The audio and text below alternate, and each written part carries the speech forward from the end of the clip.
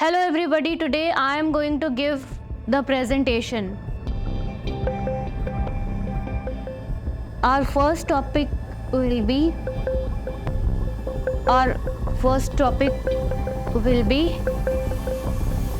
the product. क्या हुआ?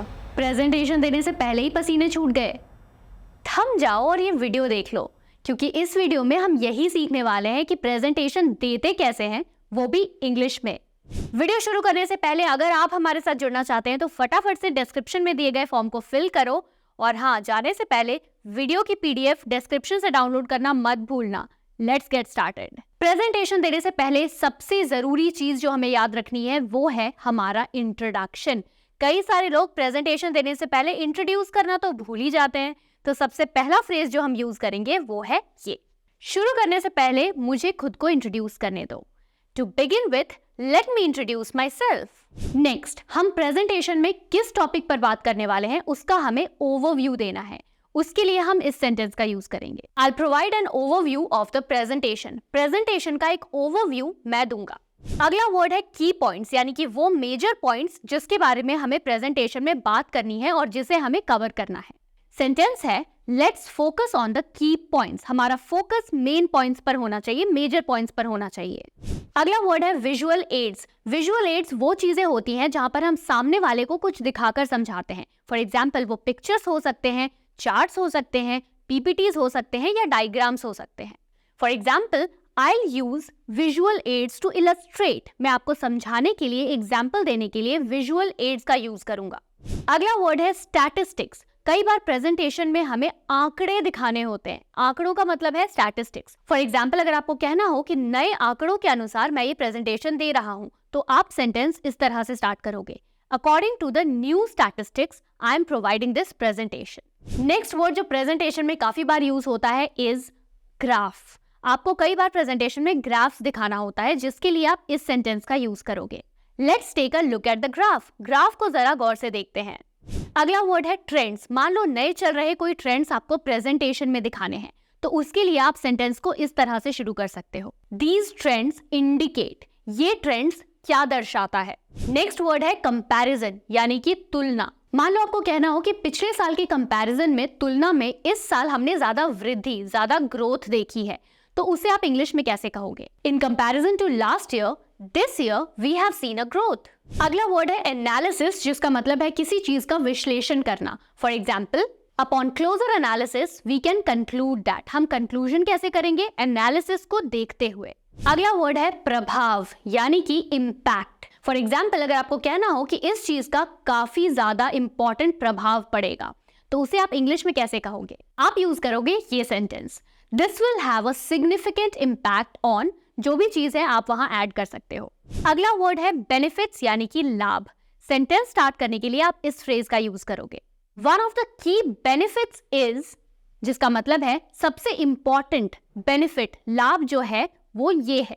अगला वर्ड है चैलेंजेस, यानी कौन कौन से प्रॉब्लम्स आने वाले हैं, और सेंटेंस है ये, there are some challenges to consider. कुछ चैलेंजेस, कुछ प्रॉब्लम्स के बारे में हमें सोचना चाहिए। अगला वर्ड है रेकमेंडेशन। मान लो आपको प्रेजेंटेशन देते हुए कुछ रेकमेंड करना है, कोई सिफारिश करनी है, तो उसके लिए आप सेंटेंस इस फ्रेज से स्टार्ट कर सकते हो, I would like to recommend. मैं ये सिफारिश करना चाहता हूँ। लास्टली, कंक्लूजन, किसी चीज को समाप्त करना, खत्म करना, उसके लिए आप इस सेंटेंस का यूज करोगे, to sum up we have discussed. Short में हमने क्या चीजें डिस्कस की हैं वो आप एंड में बता सकते हो। अगला वर्ड है नेक्स्ट स्टेप्स। इसके बाद हमें कौन कौन से स्टेप्स आगे लेने हैं, उसके लिए आप ये सेंटेंस यूज करोगे, moving forward we should focus on. आगे बढ़ के हमें किन चीजों पे फोकस करना चाहिए। नेक्स्ट वर्ड है एंगेजमेंट, यानी कि किसी चर्चा में शामिल होना। उसके लिए आप इस फ्रेज से स्टार्ट कर सकते हो अपना sentence, let's engage in a discussion about. चलिए चर्चा में शामिल होते हैं। अगला वर्ड है इंटरैक्टिव।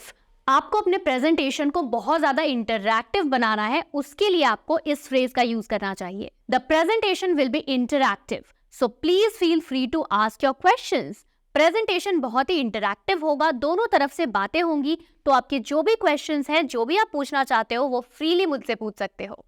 अगला सेंटेंस है let's move on to the next slide. अगले स्लाइड की तरफ बढ़ते हैं।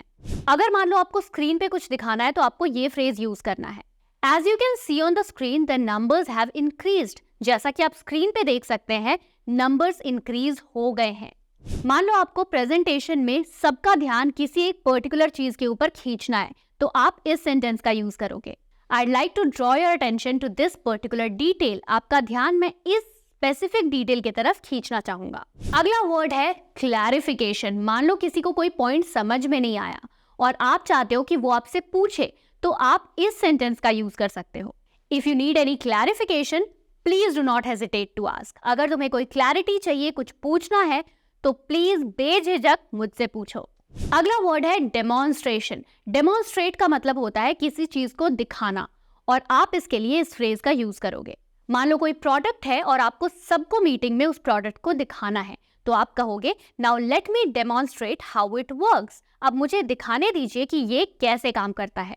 अगला वर्ड है Q&A, यानी कि क्वेश्चन एंड आंसर्स। अगर मान लो आपको प्रेजेंटेशन खत्म करके लोगों से क्वेश्चन आंसर्स करने हैं, तो आप इस सेंटेंस का यूज करोगे, I'll open the floor for any questions। कोई भी क्वेश्चन है, कोई भी सवाल है, तो आप मुझसे पूछ सकते हो। अगला वर्ड फीडबैक, जो हम हर मीटिंग, हर प्रेजेंटेशन में यूज करते हैं।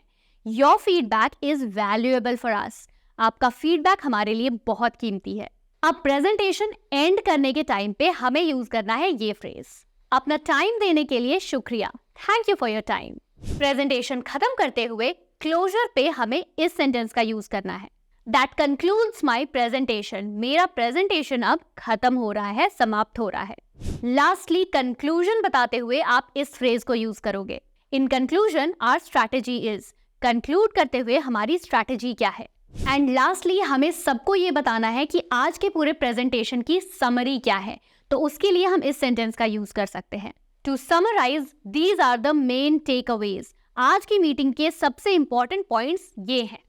तो मैंने कर दिया ना आपका प्रेजेंटेशन देना आसान, वो भी इंग्लिश में।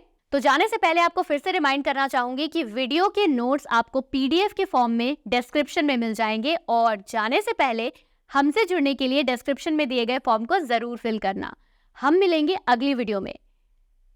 जाने से पहले अगली वीडियो का टॉपिक आपको बता देती हूँ। अगली वीडियो में हम सीखने वाले हैं कि मीटिंग्स कंडक्ट कैसे करते हैं, वो भी इंग्लिश में। Stay tuned.